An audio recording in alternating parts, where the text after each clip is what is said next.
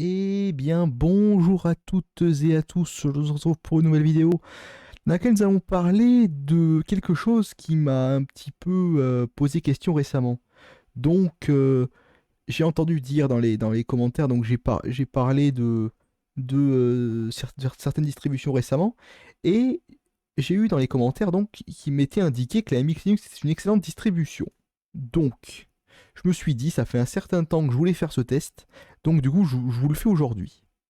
La réelle question est, malgré que cette distribution soit la première du classement de curiosité de DistroWatch bien sûr, donc devant la Manjaro, la Mint et bien d'autres, donc malgré même le dernier mois, donc on a quand même moins de clics qu'avant, mais toujours beaucoup de clics.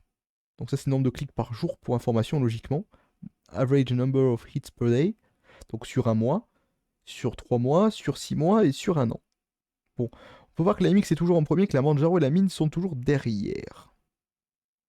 Malgré que là, la Endeavour OS maintenant est cinquième sur les 3 derniers mois. Bon, ça c'est du détail concrètement. Je voulais vous parler surtout de la MX Linux, qui est une distribution qui est soi-disant très appréciée, qui a une excellente note sur DistroWatch en moyenne sur 1233 avis. Donc clairement des avis plutôt positifs. Donc, moi concrètement, voilà. Les gens disent que ça fonctionne plutôt bien, qu'il n'y a pas trop d'emmerde et puis tout ça.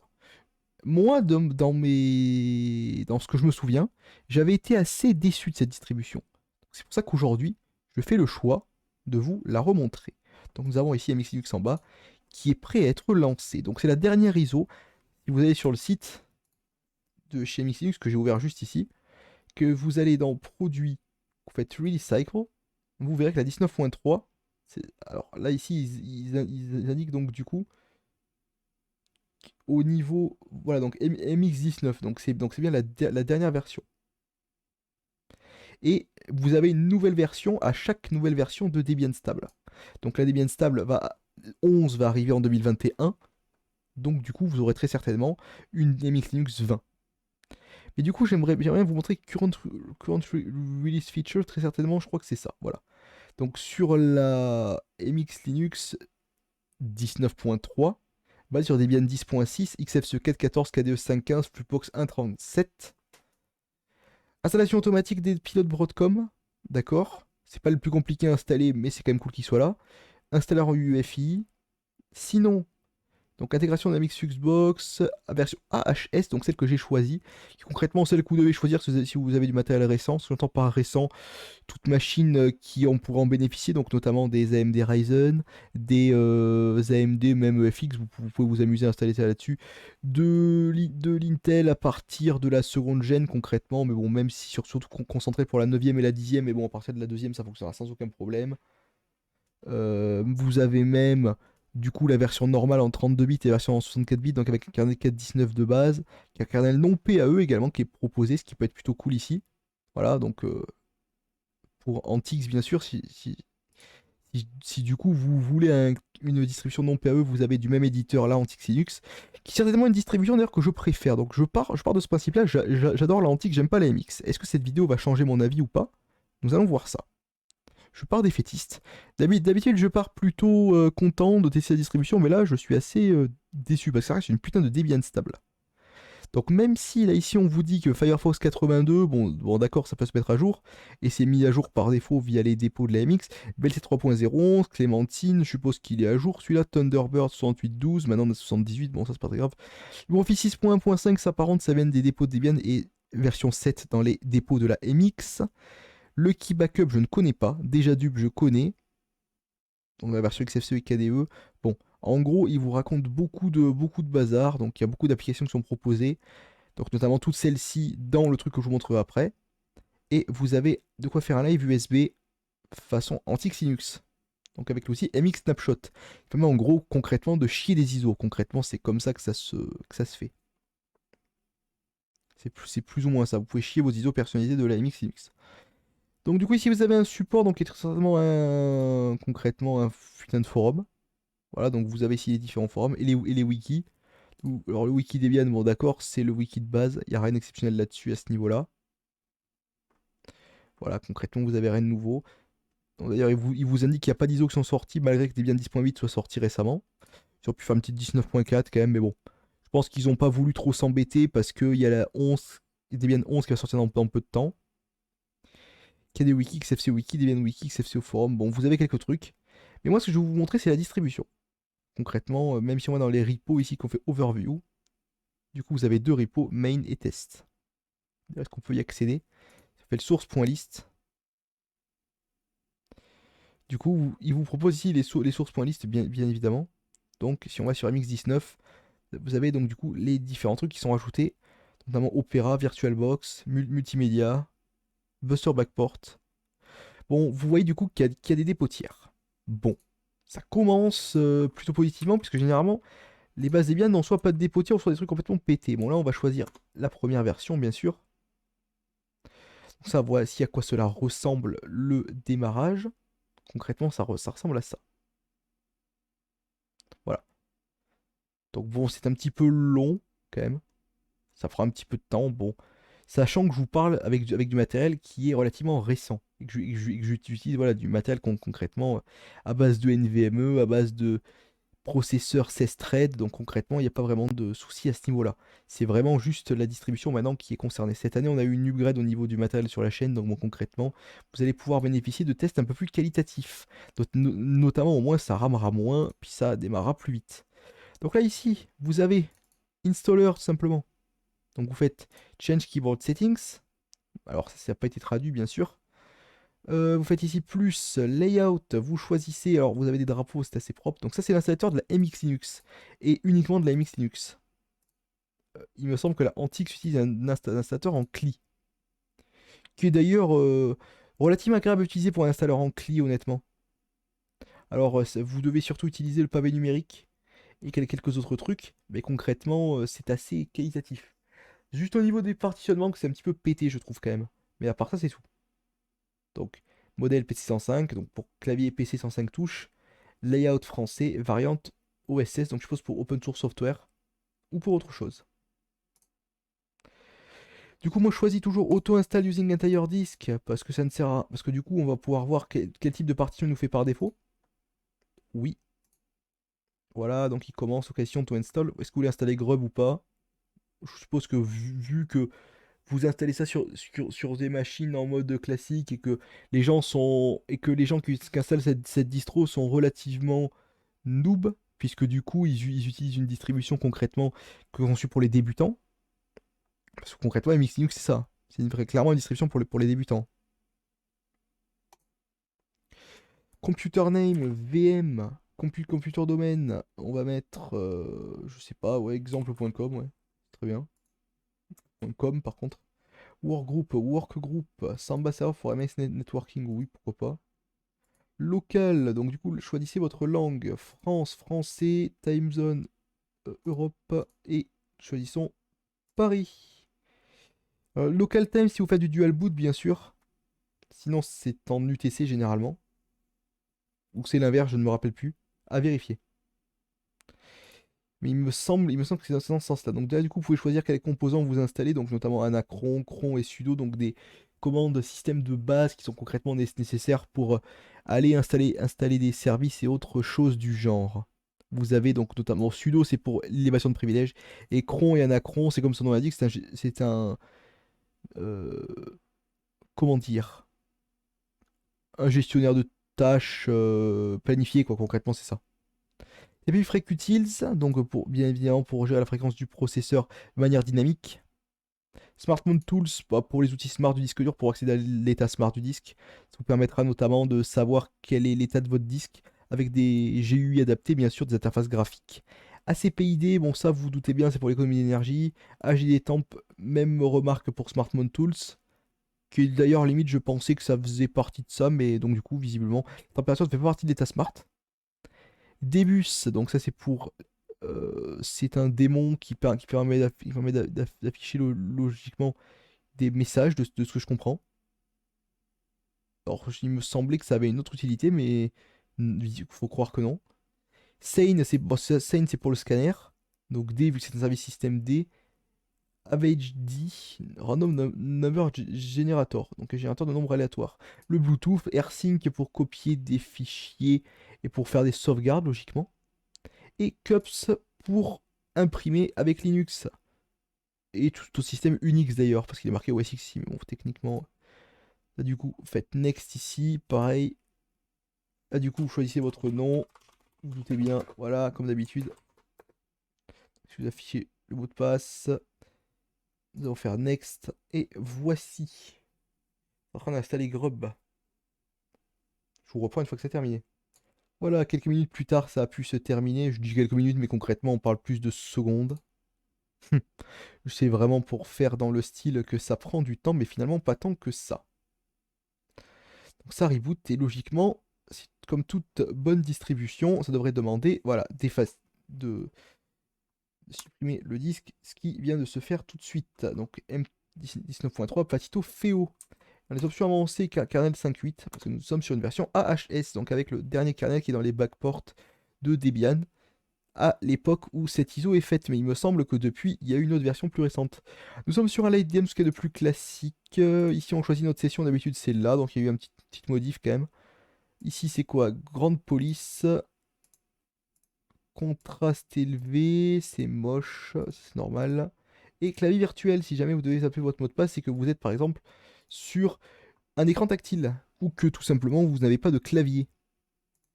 Si vous pouvez choisir votre type de clavier justement, et donc là du coup nous rentrons notre mot de passe. Ici on a bien le choix des sessions, donc il y en aurait plusieurs, on aurait pu se connecter. Et voici à quoi ressemble la distribution par défaut. Donc là du coup, toujours le manuel, qui est ici, manuel de l'utilisateur version 2017. Alors ils auraient peut-être pu quand même faire une petite mise à jour, sachant qu'on est sur la MX19 et non pas sur la MX17. J'aurais bien aimé une petite mise à jour, ça aurait pu être sympa quand même. Bon, c'est tout francisé par contre, ça c'est plutôt cool. Alors, smartphone et MX16. Vous auriez pu faire un petit effort quand même les gars au niveau de la... Parce que même ici, de ce que je vois, la capture d'écran, c'est clairement du XFCE par défaut avec un tunard un peu... D'ailleurs, c'est bien le tunard ici que vous avez, mais en version 1.18.14, qui est d'ailleurs la version qui est intégrée à... qui n'est pas... non, c'est peut-être même pas la version de Debian, puisque depuis tout à l'heure, je dis de la merde. XFCE 4.12 qui intègre Debian Buster et non pas XFCE 4.14. C'est assez important à notifier également. La version 4.14 et la version 4.16 ne sont pas des versions utilisées à l'heure actuelle. En tout cas sur Debian. En stable. En testing, vous avez très certainement la 4.16.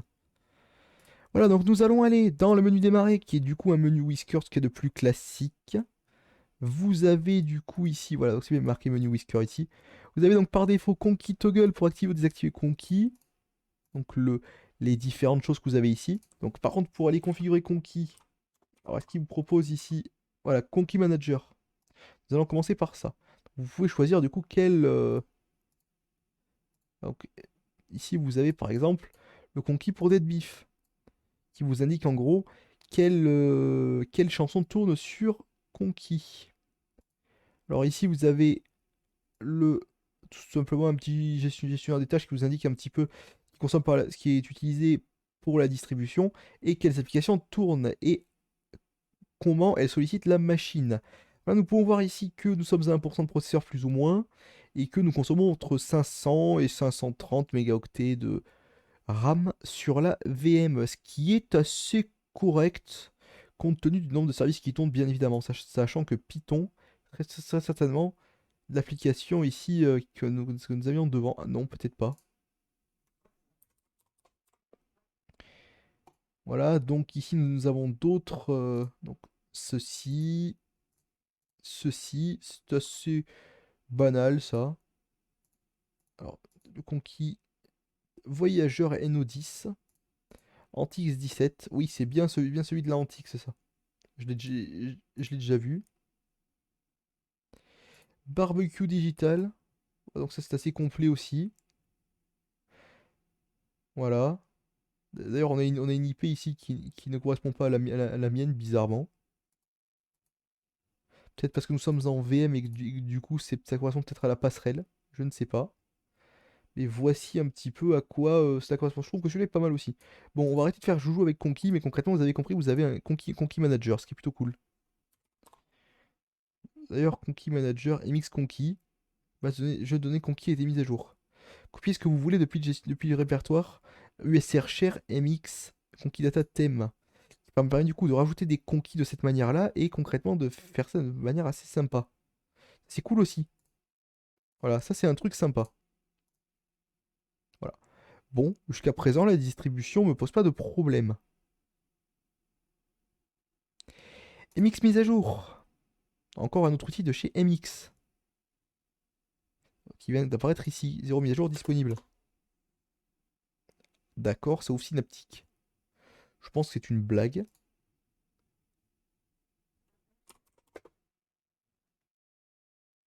Mix mise à jour. Vérifiez les mises à jour. D'accord, ça ouvre un terminal. Bon, c'est pas très propre ça quand même. Ça devrait être fait de manière silencieuse tout ça, mais bon. Après, si jamais vous voulez un truc verbeux, ça peut être cool, mais pour l'utilisateur débutant, encore une fois, ça peut lui faire assez peur ce genre de truc. Ah, nous avons bien des mises à jour. Voir et mettre à niveau. Voilà, je pense que c'était plutôt à ça que l'on devait s'attendre. Mais ça serait plutôt cool. Bah, donc là, du coup, nous avons beaucoup de mises à jour. Notamment, on a vu des firmware ici, donc firmware non-free. Les firmware non-free sont intégrés. Bricom, NextGen, QLogic pour le RAID, Realtek. Atheros, c'est cool pour le Wi-Fi aussi. Et Broadcom, bien sûr, comme on a vu tout à l'heure. Donc Broadcom, Intel Sound, Intel WiMAX, Intel 2000 quelque chose. Pour les anciennes cartes IWL Wi-Fi, Libertas, Linux. Bon, il y a beaucoup de trucs qui sont intégrés quand même. Ça va faire mettre niveau. Et ici, il vous propose de répondre oui pour toutes les demandes au cours de la mise à niveau complète. Du coup, je vais faire oui. Et je vais laisser se mettre à jour. Je reprends une fois que c'est terminé. Bon, quelques temps après, les mises à jour sont faites. Donc, du coup, il suffit d'appuyer sur une touche pour fermer, comme il est indiqué ici. Nous allons maintenant voir s'il y a d'autres outils concrètement qui sont proposés d'assez intéressants. Alors, vous avez ici outil DMX de réparation du démarrage simple. À quoi cela ressemble? Il propose plusieurs scripts concrètement pour réparer Grub, pour réparer le fichier de config, pour sauvegarder le MBR au PBR et pour restaurer MBR au PBR de sauvegarde. Dans le cas où vous démarrez en mode Legacy MBR. C'est plutôt utile comme outil concrètement. Et c'est d'ailleurs presque trop cool d'avoir ça. Option de démarrage MX, à quoi cela correspond?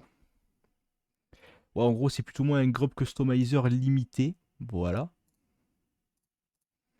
Pour information. Donc là, on a le secteur de démarrage, un truc, enfin le gestionnaire de bureau virtuel, dont je veux dire, c'est un truc dont j'ai horreur personnellement, mais bon, voilà. MX son du système, sur des éléments XFCE, son de retour de la saisie XFCE, son de sélection, la connexion, la déconnexion, thème, voilà, vous avez entendu, voilà, sans la déconnexion.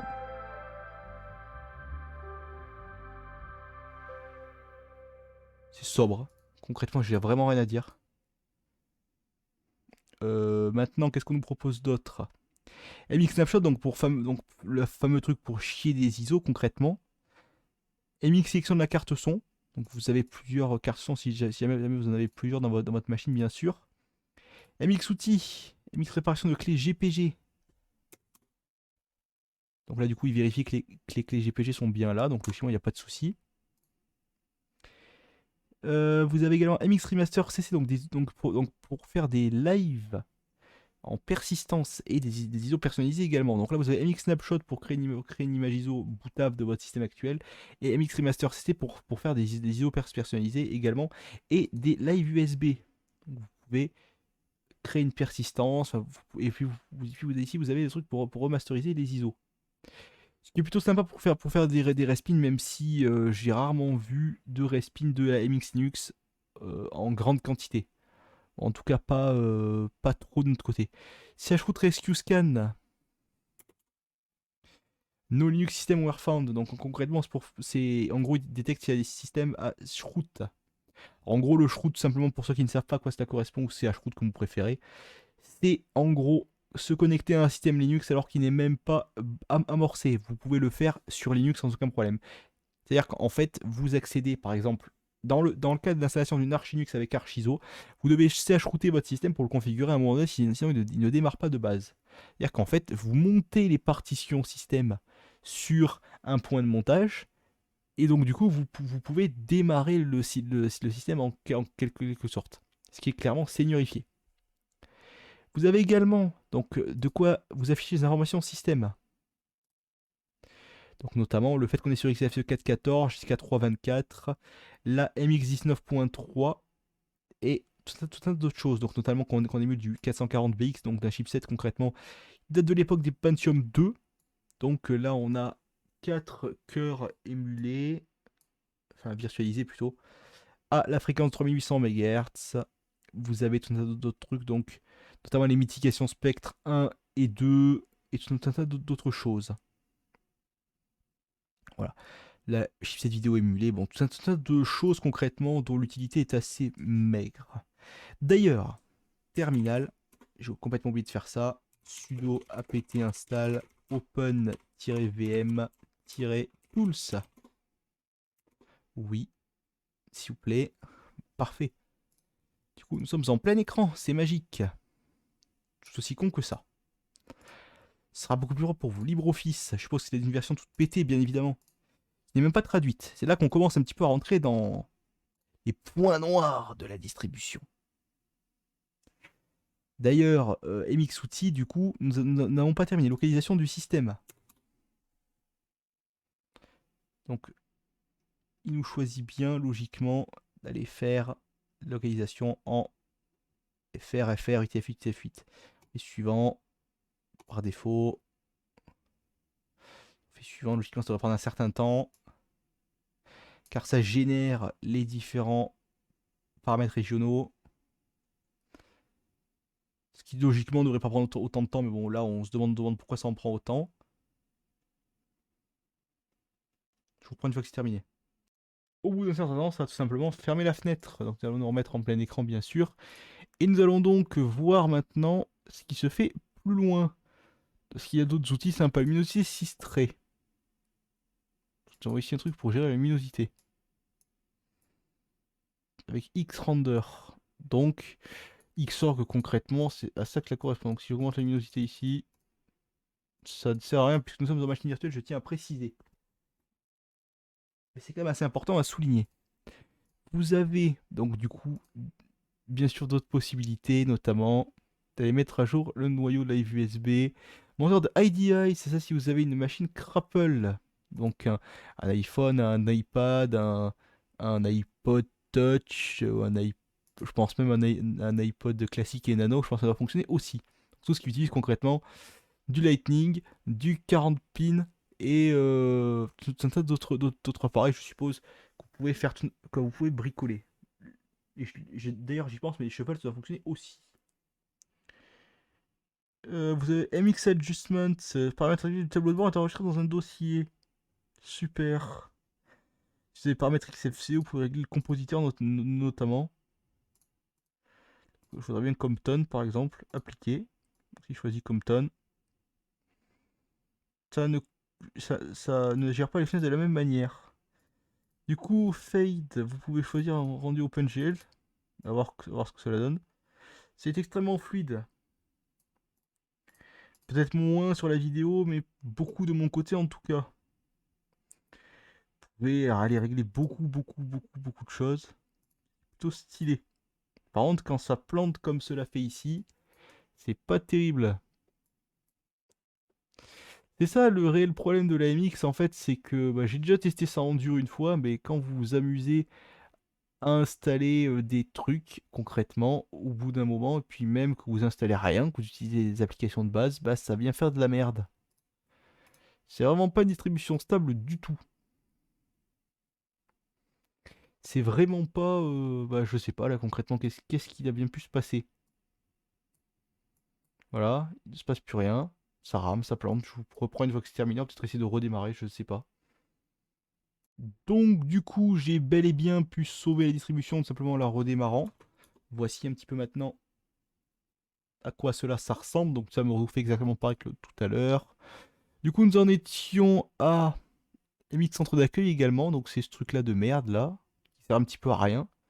Si ce n'est vous indiquer quelques trucs, mais j'aurais bien aimé.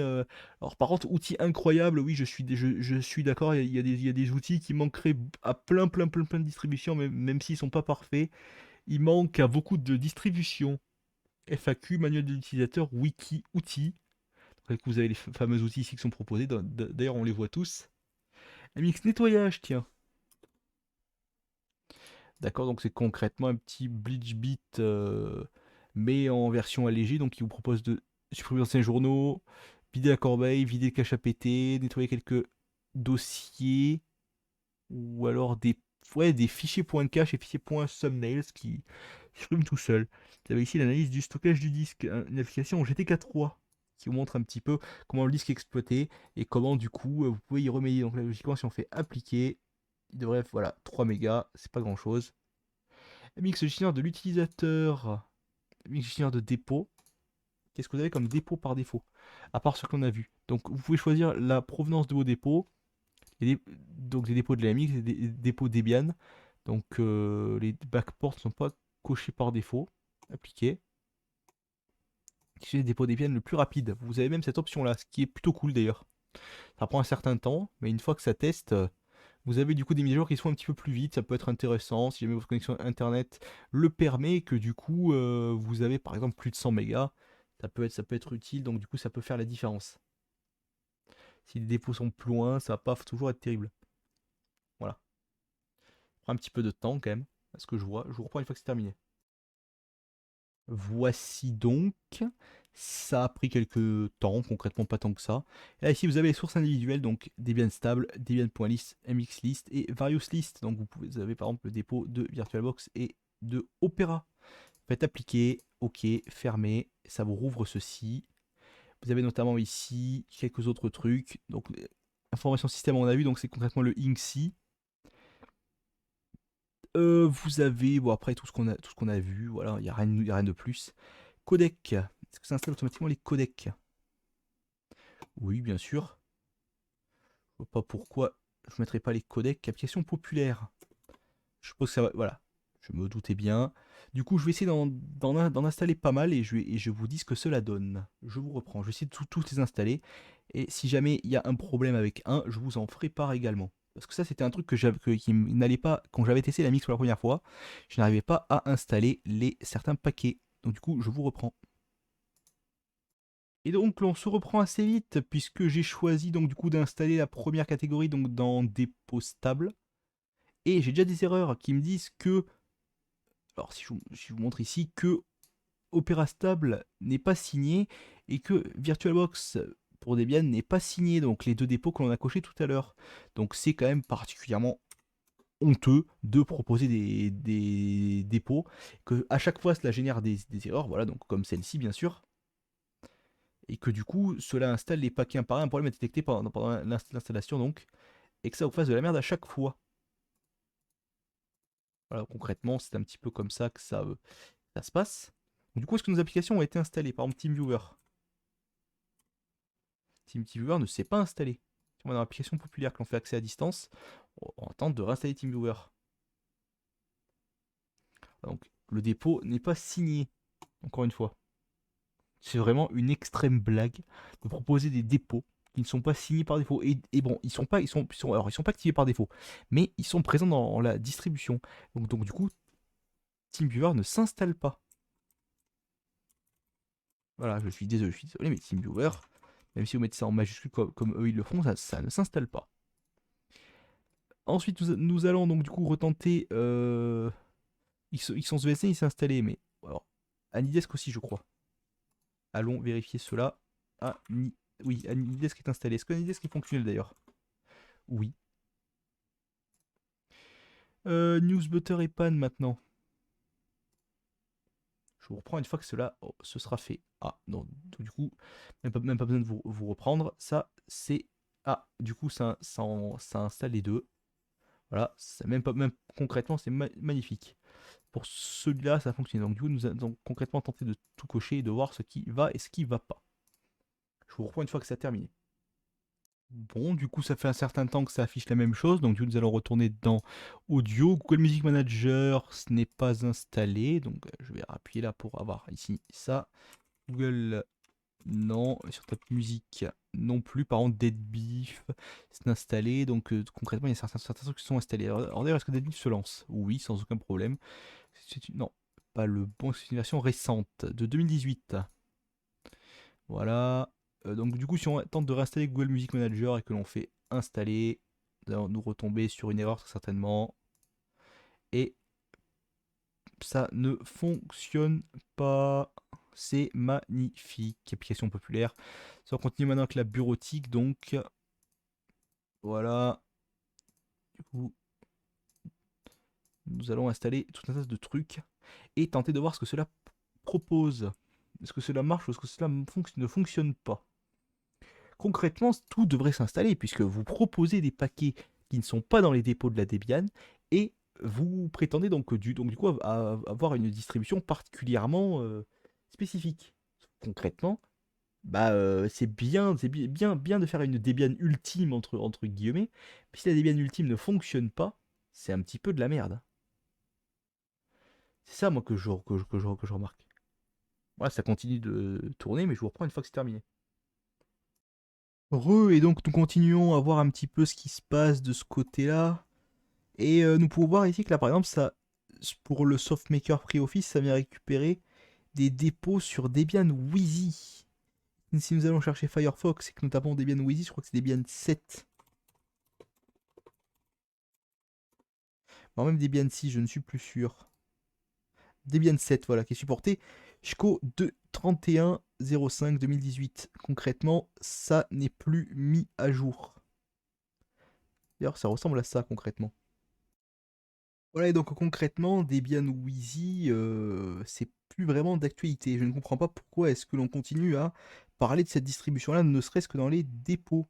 D'ailleurs, on remarque ici que le Firefox n'est même pas francisé. Pour ça, vous pouvez le faire manuellement, bien sûr, mais encore une fois, c'est pas vraiment terrible. Donc bon, du coup, maintenant, si on va dans bureautique, on va voir que certains trucs se sont installés, mais que si, par exemple, on demande d'installer AbiWord, eh bien, ça ne fonctionne pas. Alors, si ça fonctionne, ça prend 3 plombes. Ah si, voilà, ça fonctionne.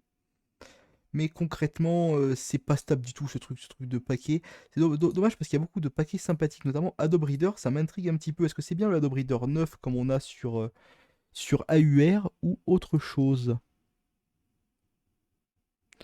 Beaucoup de problèmes au niveau des... Voilà, donc ça ne s'est pas installé. Voilà. Retournons dans bureautique et on tente...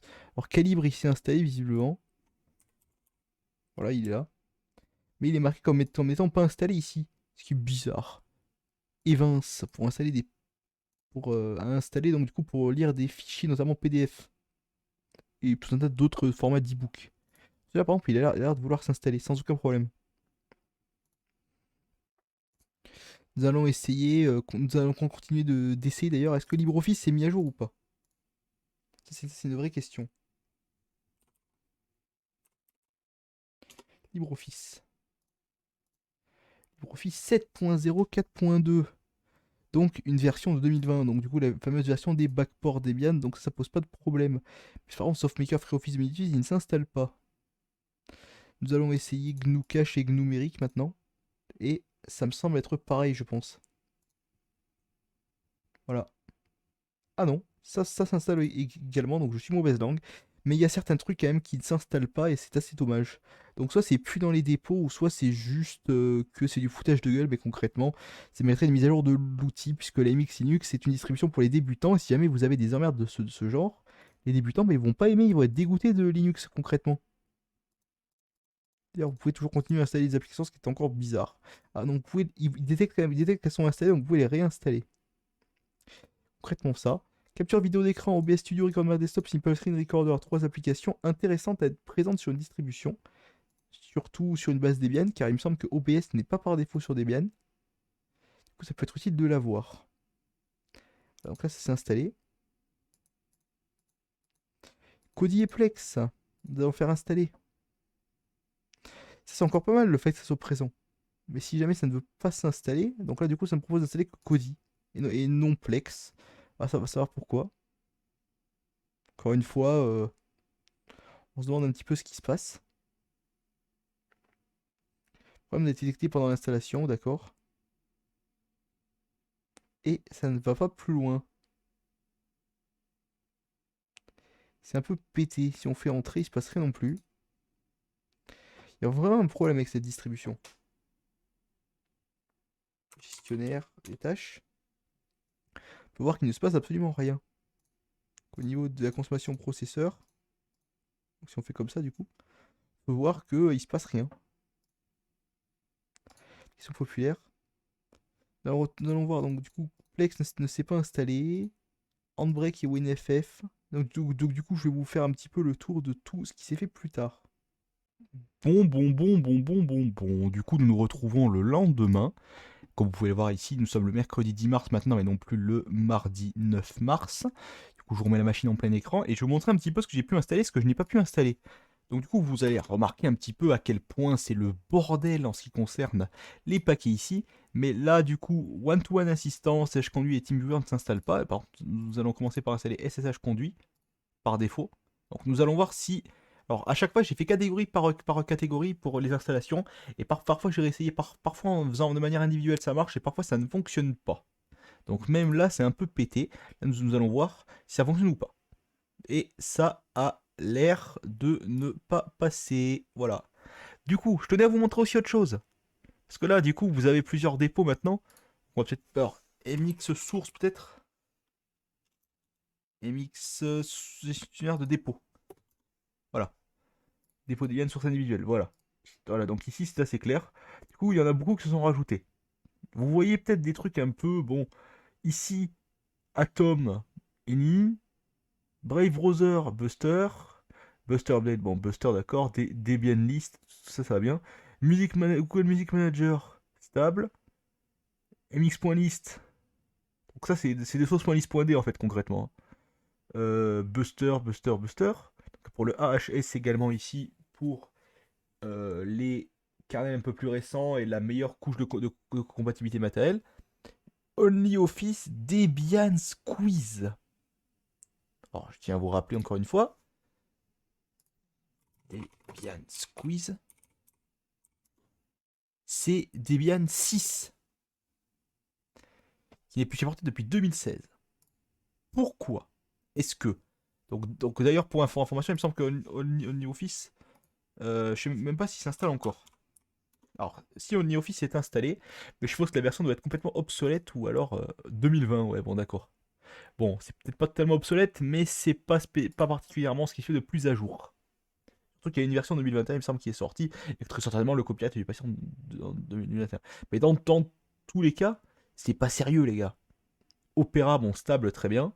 Ça, du coup, l'intérêt de mettre stable, en fait, c'est que du coup, quand on passera sur une autre version, ça posera pas de problème. D'ailleurs, sur tous les dépôts, ils devraient être indiqués stable ou seed ou je sais pas quoi, parce que concrètement, stable, c'est ce qui me semble être le plus pertinent. Du coup, ça évite à l'équipe de la MX d'aller changer. Si jamais un jour la MX20 sort et qu'on peut passer d'une version à l'autre, ce qui m'étonnerait beaucoup, mais si jamais c'était possible, ça leur simplifierait la tâche d'une certaine manière. Deuxième chose, là du coup maintenant si nous allons voir pour Signal Ubuntu 16.04, donc Xenial ici. Donc on a vu Wheezy, stable. Donc voilà, après ça s'arrête là. Donc, du coup, ici vous avez les dépôts de la Vienne, ici vous avez les dépôts de la MX. Vous pouvez choisir la région, c'est plutôt cool ça, on l'avait vu, c'est plutôt cool. Bon, moi je dis rien. Par contre ici, dans l'application populaire, là je gueule. Parce que bon, ça, Newsbutteripon s'est installé. Ici, il y a Google Music Manager, Spotify et XMMX qui sont pas installés. Bureautique, Adobe Reader ne s'installe pas, ça ne m'étonne pas. Je vois pas trop l'intérêt d'ailleurs d'Adobe Reader sur Linux, même si je sais qu'il y a une version 9, il me semble.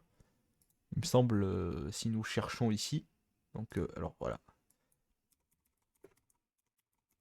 Adobe Reader Linux. Je crois que la toute dernière version, je crois que c'est la version 9, il me semble. Nous ne fournit plus ce logiciel pour Linux, voilà. Donc, du coup, c'est certainement la version. Je ne sais pas, la version 9, je pense. Senior Sonic quelque part. Mise à jour de sécurité, dernière mise à jour. Voilà, c'est la version 9. Version 8 et version 7, version 5. Voilà, donc du coup, il y a eu des mises à jour du coup depuis. Voilà, pour la version 9. Et ça, concrètement, ça s'arrêtait là. Bon, du coup, vous avez compris. D'ailleurs, Firefox, malgré les mises à jour, ne s'est toujours pas traduit en français. Est-ce qu'on est sur la version 86? Oui. Update disabled by your system administrator. Donc ça veut dire qu'il a dû être installé d'une certaine manière qui doit être un petit peu pété. Ça veut dire que du coup c'est un défaut à péter, que ça se met pas à jour en mode standalone, mais que ça fonctionnerait un peu comme sur la Poupie Linux, c'est-à-dire que ça se mettrait à jour de manière standalone, ce qui est un peu bizarre d'ailleurs. Bon. D'ailleurs sur la Poupie Linux ça fonctionne plutôt bien ce système-là. Le Firefox se met à jour tout seul. Bon, Calib ne s'est pas enfin, c'est installé en version normale, mais en version latest, il s'est pas installé. Evin, GNU Cache, GNU Numérique, LibreOffice est installé dans la version des backports, donc la version 7 et quelques. 7.04 il me semble. Master PDF Editor, je n'ai pas réussi à l'installer. SoftMaker PreOffice non plus. Là après je vous montre un peu rapidement, Plex ne s'est pas installé. Voilà, Atom versus Visual Studio Code. Voilà, Visual Studio Code n'est pas là. Alors, BS ça marche pas non plus. Voilà. Maintenant, dans divers Google Earth Pro ne s'est pas installé. Kerodoc et Planck sont installés. Là, ici, c'est bon. Là, ici, c'est LXDE, j'ai pas réussi à l'installer. Alors, on va peut-être réessayer encore une fois parce que c'est assez aléatoire de ce que j'ai remarqué. Parfois ça marche, parfois ça marche pas et on sait pas trop pourquoi. Là, cette fois-ci, ça marche. Voilà. Concrètement, je vais pas chercher. Mais il y a certains trucs qui marchent, d'autres qui marchent pas. Quand vous essayez de désinstaller tout ça en même temps, ça ne fonctionne pas. D'ailleurs, je vous montrerai donc du coup les deux par la suite donc parce que ça peut être assez intéressant. Nous retournons donc maintenant dans environnement de bureau. On va essayer Maté. Peut-être que Maté va s'installer cette fois-ci. Si ça s'installe concrètement, donc on a toujours ce putain de problème à chaque fois puisqu'il manque des. Ça s'installe aussi. Il manque des. Bon, d'ailleurs, ça nous fait chier avec du auto remove là visiblement ici. Alors, si ça veut bien. Ah, ça c'est pété ça. Putain, on peut pas réellement. Non, ça fait pas chier que du auto remove. Non, non, j'ai rien dit. Ah si, si, auto remove, ouais, ici. Pour tout ça ici. Voilà. Bon, du coup, vous avez l'auto remove à faire. Et il nous le propose pas. Donc, du coup, ça se fait pas automatiquement. Ensuite, vous avez générateur de fenêtres. Ça c'est bon, ça c'est bon, ça c'est bon. Ça, il manque des trucs, mais je crois que ça s'installe. Faut juste les faire un par un. C'est juste que j'ai pas envie. HP Printing, HP Lip. Je crois que j'ai pas réussi à l'installer. Alors, attention. Est-ce qu'il s'installe? Logiquement, oui, puisque ça, c'est dans les dépôts de la Debian, il me semble. En non-free. Oui, c'est ça. Bon, ça prend du temps. Bon, ça a fonctionné. Bon, d'accord. Mais vous avez vu tout à l'heure qu'il y avait des trucs concrètement qui ne s'installaient pas. Donc, c'est vraiment la distribution de la honte. Microsoft Teams, par exemple, lui, il ne s'installe pas. Signal non plus. Le fameux Debian Wheezy, le fameux. Non, on avait dit. Oui, Xenial. Lui, je crois qu'il ne s'installe pas. À chaque fois, on a des putains d'erreurs. Et là, par exemple, vous assistez à un réel problème de cette distribution. Donc, du coup, nous allons aller dans le gestionnaire des tâches. Et vous voyez qu'il ne se passe rien. Et que des fois, du coup, ça poireaute comme ça pendant des heures, des heures, des heures, des heures et des heures. Là, par exemple, il y a rien à faire. Il vous dit juste que la cible package est spécifiée plusieurs fois. Là.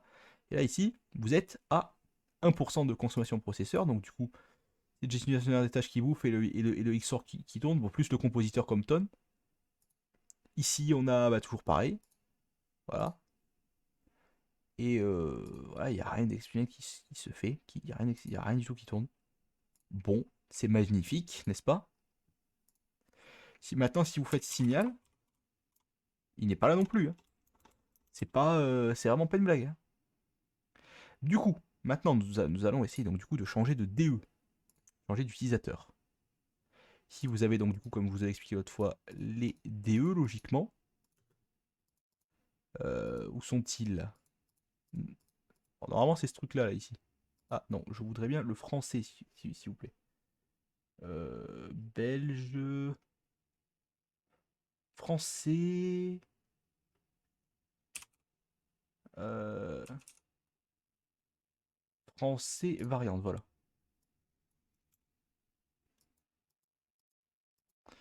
Ça ne fonctionne pas, nous ne pouvons pas changer de DE.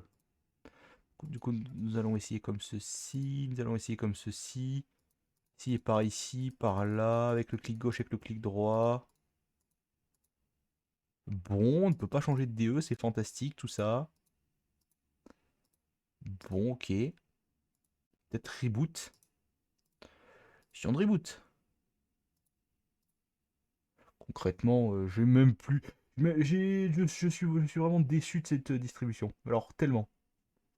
Je suis vraiment, vraiment, vraiment, vraiment, vraiment déçu. Parce que c'est une distribution, je tiens à vous rappeler, qui est quand même classée niveau 1 sur DistroH. C'est quand même la toute, toute, toute première. Et qui a des distributions tellement plus qualitatives qui sont plus bas.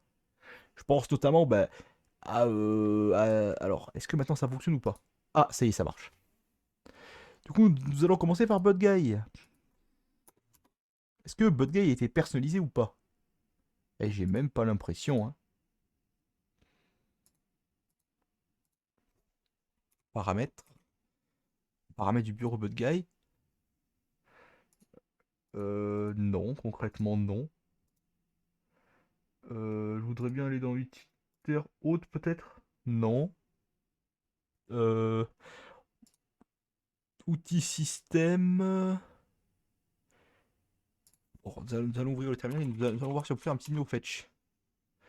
Non, bah, concrètement non, il n'a pas été personnalisé. On n'a même pas la version du DE, ce qui est un peu con avec BudGuy parce qu'il n'y a pas eu ça qui était proposé. Concrètement, BudGuy c'est juste une apparence modifiée de GNOME, il n'y a pas vraiment grand chose d'autre qui a été proposé. Si ce n'est ici le panneau de notification que j'aime beaucoup, qui est vraiment un réel bonus. Mais sinon, voilà, c'est juste BudGuy quoi. Alors, nous allons voir si c'est pareil pour les autres DE. Je tiens à vous rappeler quand même que KDE, par exemple, que je n'ai. Voilà, donc Plasma ici, logiquement, il y a une version de la. Voilà, une version de la MX en plasma. Donc là, ici, du coup, on peut voir qu'il y a eu quelques trucs qui ont été faits. Bon, ok. Donc déjà, le fond d'écran est le bon. Ici, on a bien nos trucs comme il faut. On a, bon, MX outils, c'est bien tout calé ici. Mais il n'y a pas une config de malade de fait non plus, quoi. C'est pas. Bon, il y a beaucoup, beaucoup d'applications installées pour le coup, vu que j'en ai installé beaucoup. Voilà, c'est un peu pour ça aussi que c'est un peu pété. Mais alors, j'ai voulu installer beaucoup de trucs parce que je me suis dit, on va charger la distribution. C'est quasiment ce que je fais à chaque fois quand la distribution le mérite.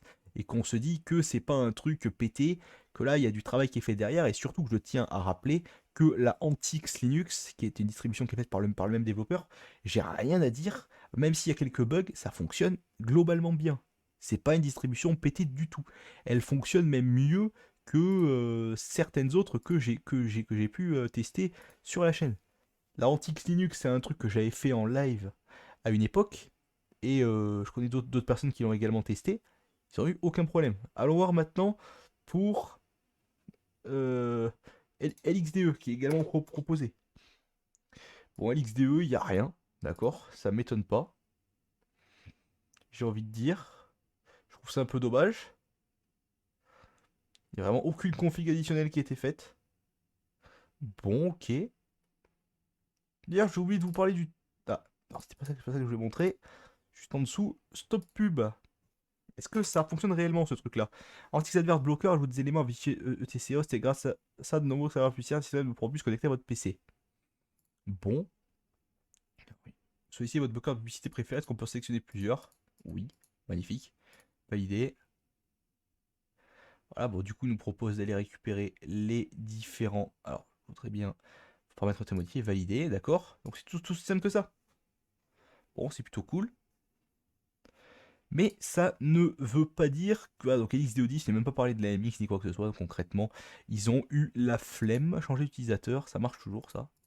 Et là, ah non, ici ça ne remarche plus. Donc du coup, il faut encore reboot. Mais la question. Ah, peut-être parce qu'il faut. Ah, d'accord. Peut-être parce qu'il faut fermer la session. Déconnexion. Se déconnecter. Peut-être pour ça aussi. Que tout à l'heure, ça ne fonctionnait pas. Mais c'est quand même un comportement bizarre, puisque j'ai déjà réussi à faire ça sans aucun problème, il me semble. On a Kodi, bien sûr, qui est installé, donc je pense que c'est une version assez pétée de Kodi. Non, d'accord, ok, c'est la version du dépôt, tout simplement. On peut y avoir la version de Kodi. Système, audio input, standard advanced expert. Bon, j'aimerais bien aller voir la version de Kodi, s'il vous plaît. Système d'information. Donc blablabla, Kodi 18.5. Compilé en 2020. Donc non, concrètement, il n'y a pas eu grand-chose qui a été fait depuis. Voilà. Comme ça, vous le savez. Exit. Ça nous ramène ici. Default X session. Ça nous ramène vers quoi? Ou ça nous ramène bien vers ce truc-là un peu pété. Déconnexion. Nous allons tester Gnome. Donc peut-être le premier. Est-ce que c'est le bon ou est-ce que c'est pas le bon? Non, ça n'est pas le bon, je pense. Oh non, c'est pas là. Faire ma session. Voilà. Chez Gnome, par exemple, vous n'avez pas du tout ce problème-là. Qui est plutôt cool d'ailleurs à ce sujet. Ah, ça ne fonctionne pas. D'accord, bravo. C'est un peu, c'est concrètement pété parce que du coup, il vous propose du coup de choisir différents. Alors, pourquoi ça me fait ça ici? Il me propose de choisir différents DE, mais du coup, il crée des entrées qui sont pas bonnes et du coup, ça fait de la merde. C'est vraiment, alors vraiment pouilleux. Ah, donc du coup, on reboot encore une fois de plus. Il y a des démons qui se sont pas arrêtés correctement. C'est bizarre. Mais bon, à un moment donné, vu la gueule de la distro, maintenant, je m'attendais à ça. Donc du coup, on peut peut-être choisir du coup le deuxième gnome. Est-ce que ça change quelque chose? Dites-moi que oui, quand même. Non. Même, même le deuxième gnome, donc du coup, qui est proposé par défaut, ne fonctionne pas. Bon. Bon, bah du coup, c'est fantastique tout ça. Bon, je pense qu'il faut encore redémarrer. Ah d'accord, ça ne fonctionne concrètement. Même là, paramètres, je suppose que c'est le gnome par défaut, en plus je suppose que c'est un 3.28, non, il me semble. Ah non, 3.30, bon. Oui, c'est vrai que chez Debian, c'est vrai que c'est 3.30 et chez... et le 3.28, je crois que c'était sur une autre distribution. J'oublie à chaque fois, je me fais avoir. Ou alors ils sont passés du 3.28 au 3.30 à un moment ou à un autre, ce qui serait pas impossible non plus. Mais c'est assez moche et assez particulier. Tiens, d'ailleurs, on peut même plus... Non, bah je sais pas. C'est dommage. Bah, sur ce, du coup, je vous dis salut à tous et à la prochaine, puisque je pense qu'il n'est pas vraiment nécessaire d'aller plus loin sur cette distribution. N'hésitez pas à me dire ce que vous en pensez en commentaire, bien sûr. Je lis toujours tous les commentaires et j'y réponds à chaque fois que je peux. Si jamais il y a des commentaires qui disparaissent, je tiens à préciser que ce n'est toujours pas de ma faute. Ce sont soit les commentaires qui sont supprimés par leur auteur, ou soit YouTube qui supprime des commentaires sans aucune raison. Je suis la seule personne qui est censée pouvoir lire les commentaires et que du coup, je pense pas qu'il y ait encore de modérateurs et qu'il y ait de quoi que ce soit qui vienne poser problème. Donc du coup, n'hésitez pas à sortir votre plume et à dire ce que vous pensez.